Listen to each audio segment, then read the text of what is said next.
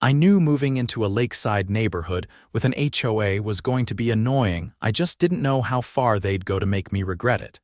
It all started the day after I finished building my dock. I'd followed every single county ordinance, surveyed the shoreline, and even paid for a separate environmental impact assessment. My property touched the eastern edge of Harrington Lake. I had full riparian rights. But apparently that didn't matter to Darla Cranston, the HOA president and self-declared queen of the subdivision. She showed up at my door wearing her usual wide-brimmed hat, clipboard in hand, and that look on her face like she'd just sniffed sour milk. "We need to talk, Mr. Weston Jameson," she said. "That dock you built, it's in violation of HOA ordinances." I raised an eyebrow. "Darla, I own the land, I've got lake rights. The HOA doesn't control the shoreline here." She tapped her pen against her clipboard like it was a gavel. "We have visual uniformity standards. That dock is unsightly, and the HOA bylaws clearly state that all watercraft access must be through the community ramp." "Which is half a mile from my property," I said. "That's the rule, and until the board reviews your violation, you're not to use that dock." I didn't respond. I just shut the door calmly. That weekend, I took my kayak out anyway. Not even 20 minutes into paddling, a county lake patrol boat came up to me. "You Weston Jameson?" the officer asked. "Yeah. Got a complaint from your HOA about unauthorized lake access. They're claiming you built a structure that violates the easement." I handed him the permits and survey papers. He scanned them, nodded, and said, "Looks like you're good." I thought that would be the end of it, but Darla wasn't done. The next week I got a fine in the mail, $200. For unauthorized use of HOA-controlled lake access. I ignored it. Then came the threats, lien on my house, suspension of neighborhood privileges, even a lawsuit. I went to the next HOA meeting to try and clear things up. The moment I walked in, Darla stopped talking mid-sentence.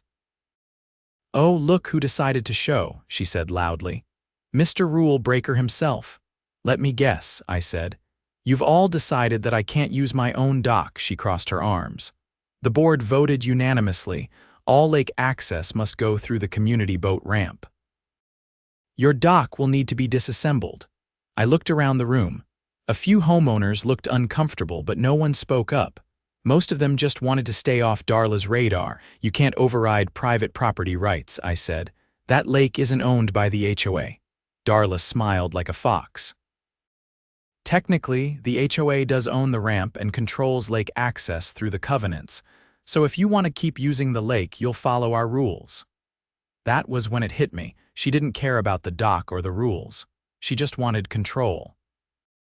So I went home, opened my laptop, and started making calls, specifically to the county land office and a few private sellers I knew. A few days later, I found what I was looking for.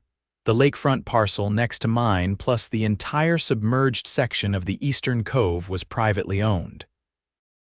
The owner had inherited it and was tired of paying taxes on it.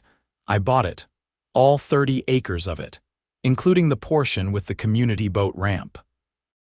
3 weeks later, I posted a sign where the ramp used to be. Private property, no trespassing, access revoked. By the time the HOA realized what happened, the ramp was chained off and locked. The sign stayed up for 4 days before Darla came knocking again, this time with 2 men in tow, one of them, a man in a wrinkled tan suit clutching a manila folder, the other a wiry guy with measuring equipment slung over his shoulder. She didn't even bother with her usual greetings. "You can't just block access to community infrastructure," she said, stepping right onto my porch without being asked. "That's a violation of easement law. You're trespassing," I said, keeping the screen door between us. "And no, it's not. The ramp sits on land I now own." The HOA never filed for a permanent easement. I checked. The man in the suit cleared his throat. "Mr. Jameson, I'm legal counsel for the HOA. There's a long-standing prescriptive easement based on community usage. You'll be hearing from us in court." I didn't flinch. "You'll be hearing from the county recorder first. I've filed a quiet title action. If you'd like a copy of the land patent, I'd be happy to email it." Darla's eyes narrowed. You think you can bully your way into power. You're just a homeowner. No, I said. I'm a landowner who got tired of being pushed around by people playing government without being elected. She turned without another word, motioning for her entourage to follow. The surveyor gave me a glance on the way out, like he didn't want to be there in the first place. 3 days later, every mailbox in the neighborhood got a glossy flyer. Lake Access Emergency Meeting. It was printed in color, obviously on HOA funds. I went anyway. Not because I had to, but because I wanted to see how desperate they'd get. The meeting was held at the clubhouse, which sat on a corner lot just past the tennis courts. It was packed standing room only. Some people looked irritated, others confused. A few seemed energized, like drama was the most excitement they'd had in weeks. Darla stood at the front beside a projector screen showing an aerial map of the lake. She didn't acknowledge me when I walked in. She didn't need to. The entire room shifted slightly when I did. "We are considering a special assessment," she said, "to fund legal action necessary to re-establish access to the Eastern Cove. We've also reached out to the County Planning Commission to explore eminent domain." That got a reaction. A woman near the back raised her hand. "You mean we have to pay more money because you didn't check the property lines 10 years ago?" Darla's jaw tightened. "This isn't about blame, it's about restoring access for the good of the community." Another voice piped up. "You told us the ramp was common property." Now we find out it never was. I watched the cracks form. The same people who'd once followed her lead were beginning to question the ground beneath them. I waited until she opened the floor for comments. I didn't walk up to the front. I just raised my hand. "I have a presentation too," I said. But mine's only one slide. I held up a single sheet of paper. This is the deed. It clearly shows the HOA never owned the ramp. In fact, the previous private owner listed it as recreational land, not subject to any community maintenance. "You've all been paying for landscaping, repairs, and insurance on property the HOA didn't even own. That's fraud." Murmurs turned into a low rumble. Darla cut in. "This is not the time for baseless accusations. It's not baseless," I said. "I've filed a complaint with the State Attorney General's office, misuse of funds, falsified disclosures, and I've contacted Channel 9's Consumer Fraud Division. They've already scheduled interviews." She froze. Not visibly, not dramatically, but the way her hand clenched the edge of the podium gave her away. "I also spoke with the IRS," I continued. "Turns out, if your HOA collects dues under the promise of maintaining shared property that doesn't exist, that can trigger a tax audit. Especially when that money goes to things like personal legal fees." That got their attention. People turned back to her. One man stood and asked, "Is that true? Were we paying for stuff we didn't own?" Darla didn't answer. She just gathered her papers and left the room. The board disbanded in under 2 weeks. 3 members resigned, citing personal reasons. A 4th stopped responding to emails altogether. A group of residents formed an independent audit committee. They invited me to speak at their first meeting. I declined. I wasn't interested in HOA politics. I just wanted to live in peace. But that wasn't the end of it. About a month later, I woke up to find my dock vandalized. The railings had been kicked in, and someone had spray painted the words "selfish loser" across the planks. I filed a police report, handed them the footage from my security cameras, and left it at that. The footage showed 2 teenagers and a man in a reflective vest. I recognized the man. He was Darla's cousin, the same guy who used to do maintenance around the neighborhood. He'd once bragged about getting paid under the table. The police took it seriously. When they searched his garage, they found bolt cutters, a can of the exact spray paint, and several HOA documents that should have been turned over during the audit. That opened a whole new door. Turns out, Darla had been paying him from the HOA account for emergency landscaping that never happened. Over the course of 3 years, he'd received nearly $30,000. The audit committee passed everything to the county prosecutor. Darla was arrested 2 weeks later for embezzlement, falsifying financial records, and conspiracy to commit criminal mischief. The court date was set for the following spring. The prosecutor reached out to me personally. Apparently, my documentation permits, land records, and security footage was going to be central to the case. I agreed to testify, not for revenge, but because people like her count on silence. They thrive on it. The neighborhood changed after that. The HOA bylaws were rewritten entirely. A new board was elected, this time with term limits and mandatory transparency measures. One of the newly elected members was the same woman who'd questioned the special assessment. She'd been a paralegal for 20 years and wasn't afraid of paperwork. As for the boat ramp, I didn't reopen it. But I did lease a small slice of shoreline to a local kayak rental company. They set up a seasonal dock and donated part of their profits to the community garden. Most of the neighbors actually liked the new setup. The funny thing, I never wanted to own part of a lake. I just wanted to be left alone. But when someone tries to push you into a corner, you only have two options, shrink or stand. I chose the latter, and I did it with paperwork. I had just finished repairing the last damaged rail on my dock when a sheriff's cruiser pulled up to the edge of my gravel driveway. The deputy stepped out slowly, thumbs hooked in his belt, scanning the shoreline like he wasn't sure where to begin. "You Weston Jameson?" he asked. I nodded, wiping sawdust from my hands. He handed me a folded document. "You've been subpoenaed. Grand jury wants testimony regarding a broader investigation into the Harrington Lakeside HOA." I opened the paper. It wasn't just about Darla anymore. Apparently, the vandalism and embezzlement charges had been the tip of the iceberg. The county had uncovered a laundry list of irregularities: unauthorized surveillance, falsified maintenance contracts, and the illegal seizure of homeowner property in at least 4 separate cases.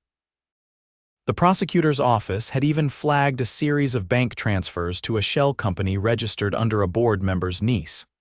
"You're not a suspect," the deputy added, watching my reaction, "but you've been cited as the one who kicked the hornet's nest."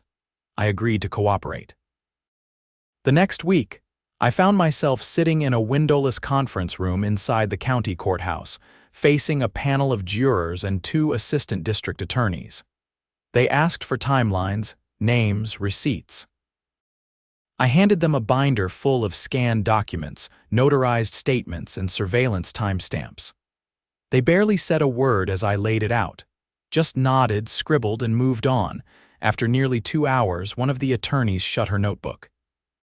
"You're aware that without your land purchase, none of this would have unraveled." "I didn't set out to unravel anything," I said. "I just didn't like being told I couldn't use my own shoreline." She gave a short nod, then turned to the jury. "That'll be all for now." Outside, as I waited for the elevator, I ran into one of the former board members, Ronald Kessler. He had been Darla's enforcer during her reign, the guy who used to take photos of trash cans left out too long and hand-deliver violation notices at 6 in the morning. He looked different now. No clipboard, no smug posture, just a worn canvas jacket and a face that had aged 10 years in 2 months. "I know you probably think I was in on everything," he said without prompting, "but I didn't know about the money." "I swear to you." "I don't think about it," I replied, "but you signed off on the fines, you voted for the assessments." He rubbed his jaw. "Darla said we had legal counsel backing it all. Said if we didn't enforce the rules, we could get sued." "You ever asked to see that legal counsel?" He didn't answer.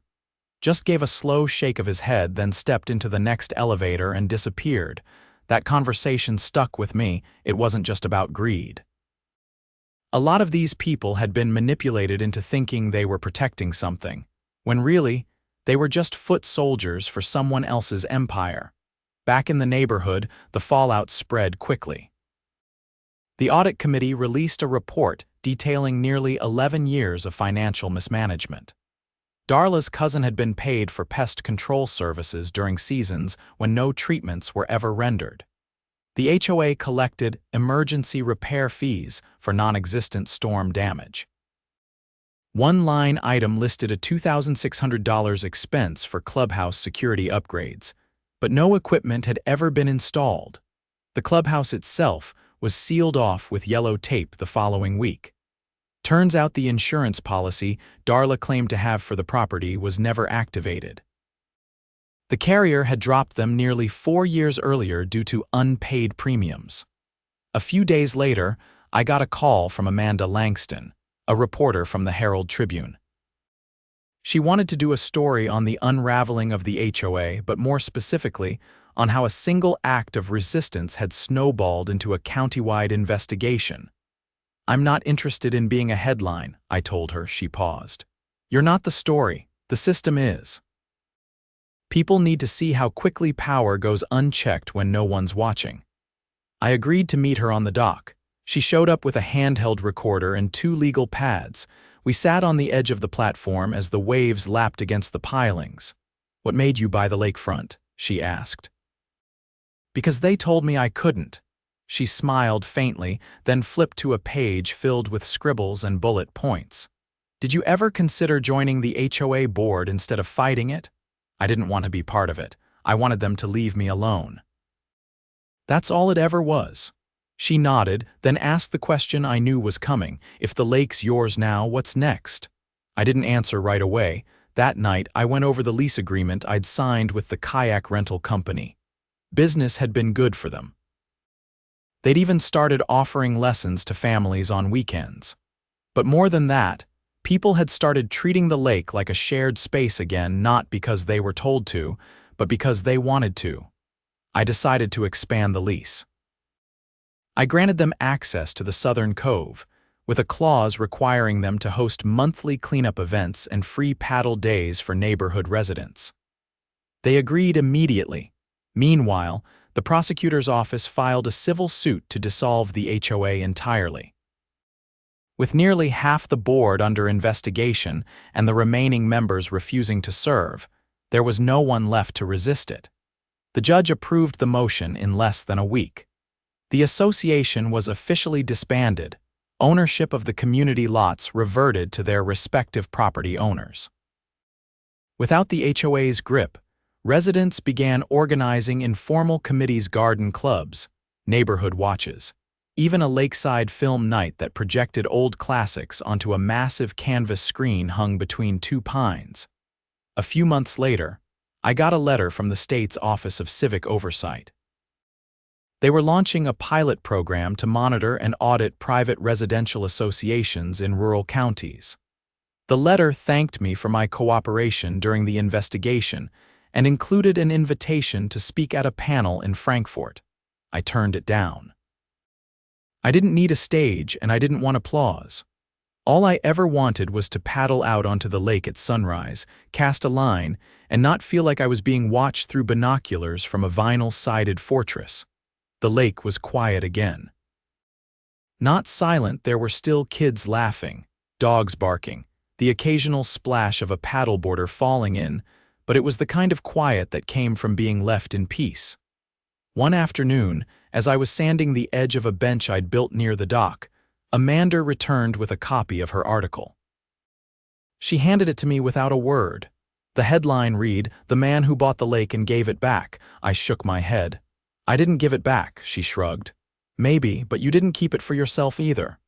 As she left, she paused at the end of the dock and turned. "You think this place will stay peaceful without the HOA?" I looked out at the water, the gentle ripple of wind across the surface, the paddle boarders drifting past the reeds. Depends on who tries to take it next. But deep down, I knew something had changed, and not just the bylaws or the property lines. The people had seen behind the curtain. They'd watched the empire fall. And now that they knew what silence could cost, I doubted they'd ever let it happen again. You don't need a title to protect your home. You just need to pay attention and sometimes be willing to buy the lake.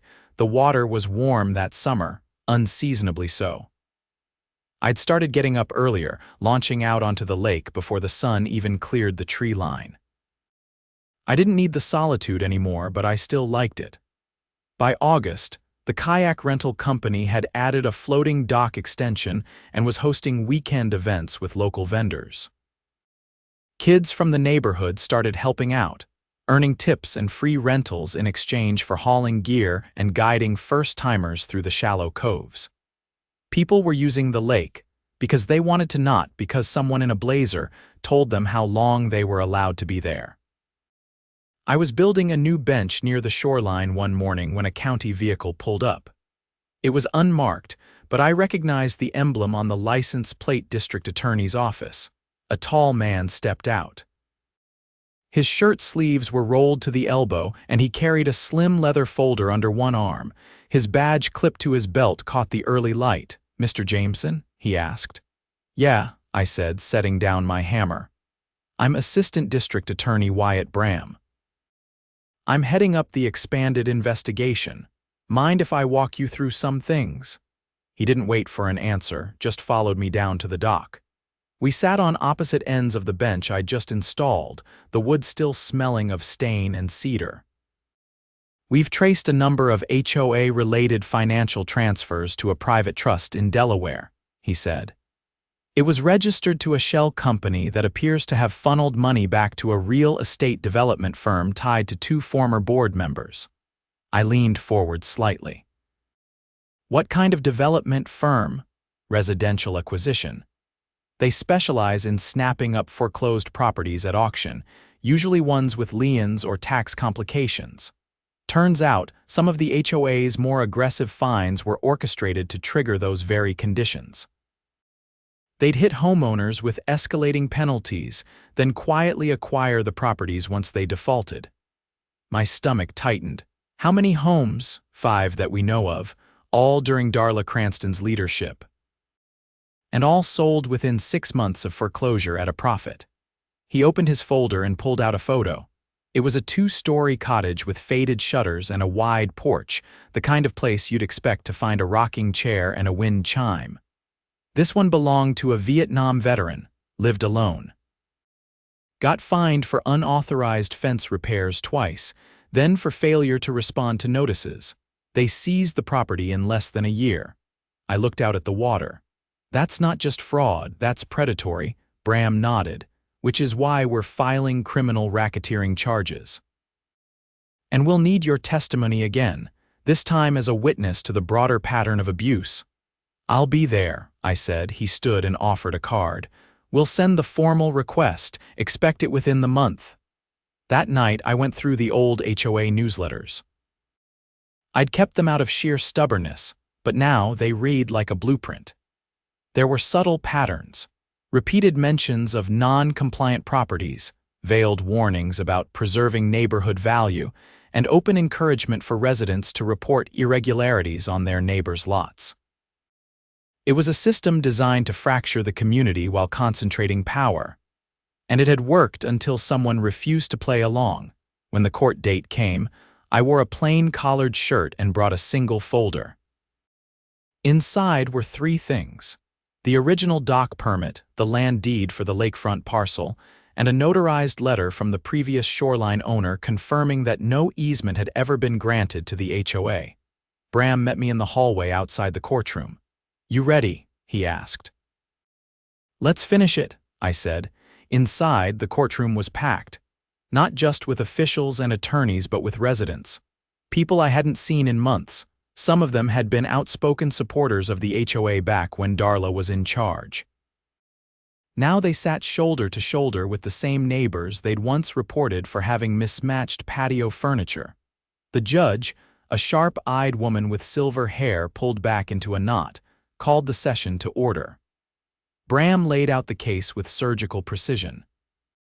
He showed wire transfers, false invoices, and one particularly damning email where a board member referred to a homeowner as low-hanging fruit for foreclosure. Then it was my turn.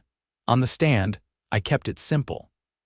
I explained how I'd been denied access to my own shoreline. How I'd bought the lakefront out of necessity.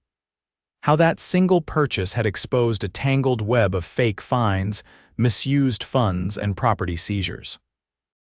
When Bram asked me why I'd kept fighting, I said, because they made the mistake of thinking silence meant consent. The defense was weak, disorganized, defensive, and full of contradictions. Their attorney tried to paint the board members as overworked volunteers who'd simply made poor decisions. But the jury didn't buy it.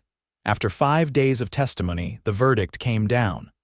5 former HOA officials were found guilty of racketeering, wire fraud, and conspiracy to commit property theft. Sentences ranged from 5 to 12 years, with restitution ordered for the displaced homeowners. The court also approved a motion to permanently bar all convicted individuals from serving on any residential association board in the state.